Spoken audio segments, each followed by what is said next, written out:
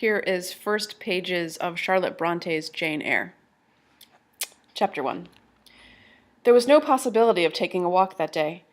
We had been wandering, indeed, in the leafless shrubbery an hour in the morning, but since dinner, Mrs. Reed, when there was no company, dined early, the cold winter wind had brought with it clouds so somber and a rain so penetrating that further outdoor exercise was now out of the question.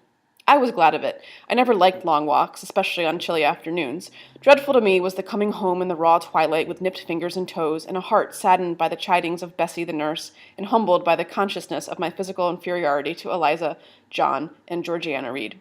The said Eliza, John, and Georgiana were now clustered round their mamma in the drawing-room. She lay reclined on a sofa beside the fireside, and with her darlings about her, for the time neither quarrelling nor crying, looked perfectly happy.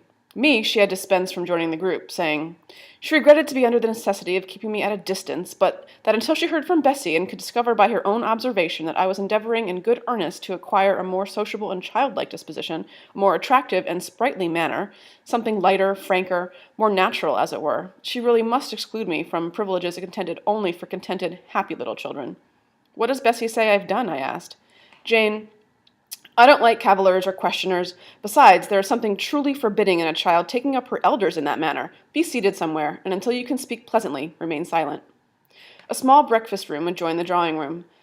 I slipped in there. It contained a bookcase. I soon possessed myself of a volume, taking care that it should be one stored with pictures. I mounted into the window seat, gathering up my feet. I sat cross-legged like a Turk, and having drawn the red moreen curtain nearly close, I was shrined in double retirement. Folds of scarlet drapery shut in my view to the right hand. To the left were the clear panes of glass, protecting but not separating me from the drear November day. At intervals, while turning over the leaves of my book, I studied the aspect of that winter afternoon. Afar it offered a pale blank of mist and cloud. Near, a scene of wet lawn and storm-beat shrub, with ceaseless rain sweeping away wildly before a long and lamentable blast.